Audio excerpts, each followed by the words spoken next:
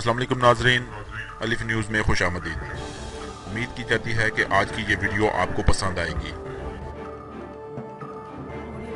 روس ایک مرتبہ پھر پاکستان کی حمایت کے لیے میدان میں آ گیا۔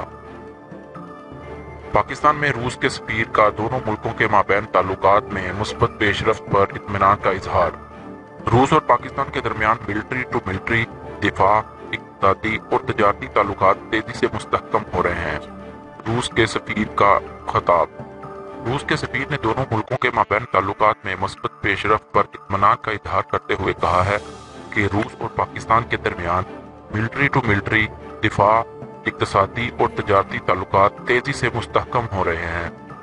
وہ گزشتہ روز روس کے قومی دن اور پاک روس سفارتی تعلقات کی 70ویں سالگرہ کے موقع پر ایک استقبالیہ سے خطاب کر رہے تھے۔ وفاقی وزیر دفاع خرم دستگیر خان بھی اس موقع پر مہمان خصوصی تھے۔